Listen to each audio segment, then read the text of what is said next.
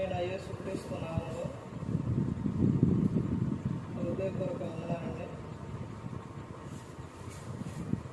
ముందుగా ఇంత మంచి సమయాన్ని ఇచ్చిన తండ్రి అయిన దేవునికి ప్రభువైన క్రీస్తు ద్వారా కృతజ్ఞతలు చెల్లిస్తున్నానండి. బాగున్నారండి. మత్తయి సువార్త 7వ అధ్యాయం 1వ వచనం నుంచి, మీరు తీర్పు తీర్చబడి అప్పుడు మిమ్మల్ని గూర్చి తీర్పు తీర్చబడదు.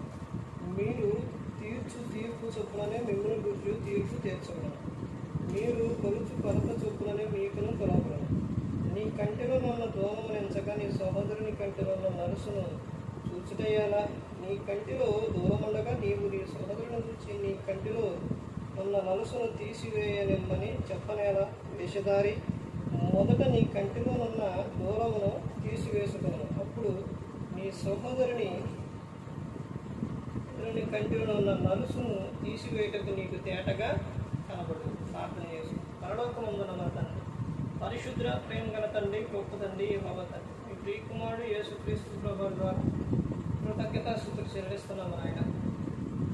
ఈ రాత్రి వేళ మా అందరితో మాట్లాడమని మా ప్రభువైన యేసుక్రీస్తు నామమున వేడుకుంటున్నాము తండ్రి. ఆమేన్. ప్రభువైన యేసుక్రీస్తు నామములో హృదయపూర్వక వందనాలండి. దేవుని కుమారుడు యేసుక్రీస్తు ప్రభువు ఈ లోకానికి వచ్చిన తర్వాత పరలోక రాజ్యం సమీపిస్తుంది కనుక మారు మనసు పొందమని ప్రకటింప మొదలుపెట్టింది. అంశం పాట పేరు ఏంటంటే వేషధారి. వేషధారి అంటే అర్థం ఏంటంటే వేషం పైకి, అంటే పైన వేషం. ఎలాంటి వేషం అంటే లోపల ఒక జంతువు గురించి చూస్తే లోపల ఏమో ఏంటది తోడేదు, పైనేమో గొర్రె స్వభావం. ఇదిగో ఇలాగ ఉంటుందన్నమాట. తర్వాత వేషధారి అంటే పైకేమో భక్తి, అంటే సమాజంలో భక్తి, లోపల శక్తి లేకుండా ఉండడం. ఈ సందర్భం మరి ఎవరికి చెప్పారో యేసుక్రీస్తు ప్రభువారు, మరి ఎవరు గురించి అంటారు, ఎవరు నిందిస్తారు అంటే, ఇప్పుడు ఒక విధంగా చూస్తే భక్తి చేసేవాళ్ళు భక్తిలో లేని వారిని వాళ్ళని ఏం చేస్తారు, నిందిస్తారు.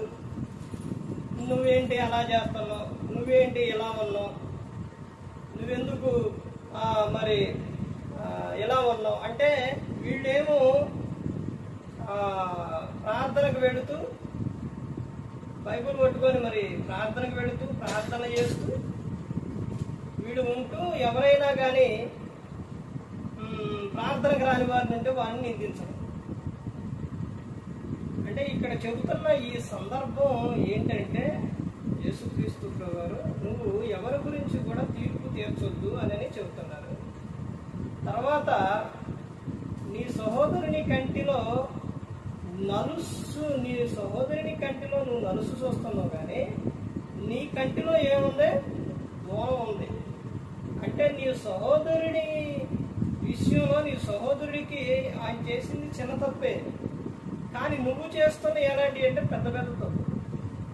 అంటే నీ తప్పులు నువ్వు చూసుకోవట్లేదు, నీ తప్పులు నువ్వు సరి చేసుకోవట్లేదు, కానీ ఎదుటిన్న వారిని విషయంలో నువ్వేం చేయాలని చూస్తున్నావు, తప్పులు వెతుకులాడుతున్నావు.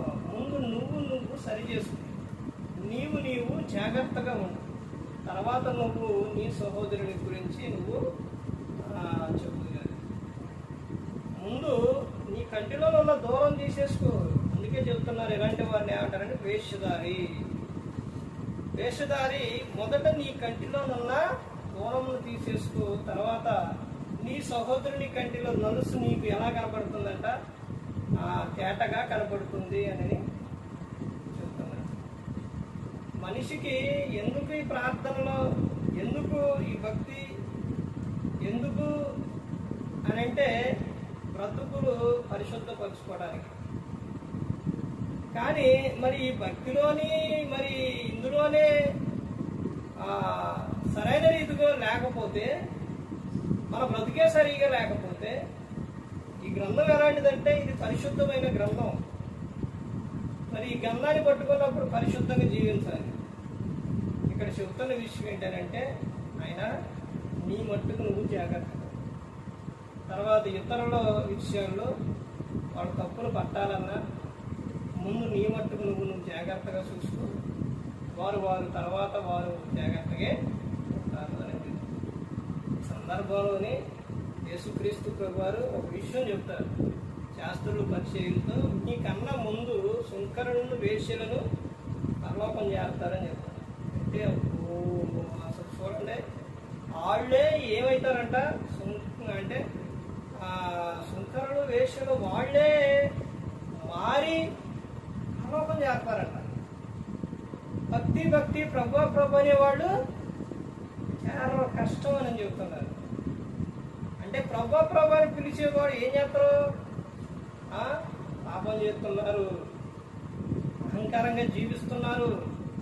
తర్వాత ఎదుటిన్న వారిలో తాను ఉన్న విషయాల్లో తప్పులు తాను చూసుకోకుండా, తన లోపాలు సరి చేసుకోకుండా ఎదుటిన్న వారి విషయాల్లో, సహోదరుని విషయాల్లో తప్పులు పట్టేవారిగా ఉన్నారు. ఎదుటిన్న వారిని తప్పులు పట్టడం కాదు, సహోదరుడా, ముందు నీ మట్టుకు నువ్వు ఎలా ఉండాలి, జాగ్రత్తగా ఉండాలి. నీ కంటిలో ఏముంది, పెద్ద దూరం ఉంది. కానీ ఎదుటిన్న వారి కంటిలో, నీ సహోదరుని కంటిలో మనసు తీసేయాలని నువ్వు చూస్తున్నావు. ముందు నీవు జాగ్రత్త చూసుకో. ఈ రోజున ప్రతి ఒక్కరు కూడా తెలుసుకోవాల్సిన విషయం ఏంటంటే, ఏదైనా ఒక మాట మాట్లాడితే, ఒక మాట గబుక్కునంట తొందరపడి వచ్చినా మాట్లాడినా ఇతరులు అందులో ఏం చూస్తారు, అప్పుడు చూస్తారు. ఇదిగో ఈయన సేవకుడు, ఇదిగో ఈయన విశ్వాసి, వీళ్ళు దేవుని మళ్ళీ ప్రార్థనకి వెళ్తారు, వాక్యాలు చెబుతారు. ఏం ప్రయోజనం? చూసారా ఎలా మాట్లాడుకుంటున్నారు? పొరపాటులో వచ్చినా కానీ దాన్ని ఏలెత్తి గట్టిగా చూపించేవారుగా ఉన్నారు. కానీ వాళ్ళు ఎందుకు ఆ మాట ఒకవేళ తొందరపడి వచ్చిందేమో సరి చేసుకుంటారేమో అని ఉండదు, కానీ దాన్ని పెద్ద విధానంగా తీసుకెళ్ళిపోతున్నారు. మరి నీలో ఉన్న లోపం నువ్వు సరి చేసుకోవు, కానీ ఇతర తప్పులు పట్టాలని ఏం చేస్తున్నారంట, చెవియొగ్గి, అంటే వాడు పక్కన ఉండి, లేకపోతే వాళ్ళు ఏం చేస్తుంటారంటే ఆతృత పడతారన్నమాట. కానీ తాను ఎలా ఉన్నారు అన్నదే మాత్రం చూసుకోరు. అందుకని చెప్తున్నారు, వేషధారి మొదట నీ కంటిలో దూరం తీసివేసుకును, అప్పుడు నీ సహోదరుని కంటిలో నలుసును తీసివేయటం నీకు తేటగా కనబడును. ఎప్పుడైనా మన మట్టుకు మనం ఎలా ఉండాలంటే జాగ్రత్త కలిగి ఉండాలి. ఇతరులకు విషయాలు, ఇతరుల గురించి ఇతరులకు చెప్పాలంటే క్రీస్తుని గురించి చెప్పడం తప్ప, ఇదిగో నువ్వు అలా చేస్తున్నావే, ఇలా చేస్తున్నావే, అట్టుండవే, ఎట్టుండవే, ఇవన్నీ చెప్పే ముందు మనం ఎట్టుండవో చూసుకోవాలి. అందుకని ప్రతి ఒక్కరు గమనించుకోవాలి, ఏ ఒక్కరు కూడా నశించి నరకానికి వెళ్ళిపోకూడదని. యేసుక్రీస్తు ప్రభువు ఈ లోకానికి వచ్చి మనందరి కోసం సిలువలో తన ప్రాణాన్ని పెట్టి ఉన్నారు. కానీ ప్రతి ఒక్కరు కూడా దేవుని యందు భయభక్తులు కలిగి పరిశుద్ధాత్మ మాట యందు హృదయశుద్ధిని కాపాడుకుంటూ క్రీస్తుని పోలి నడుచుకున్నప్పుడు లోకం ఇచ్చిన పరలోకానికి చేరుకుంటారు. ఈ విధంగా నిలబెట్టి మాట్లాడించాను. తండ్రి దేవునికి కృతజ్ఞతలు చెల్లిస్తూ, ఇంతవరకు శ్రద్ధగా ఉన్న మీకు ప్రభు కట్టిన హృదయపూర్వకంగా చెల్లిస్తూ ఈ మాటలు ముగిస్తున్న అందరికీ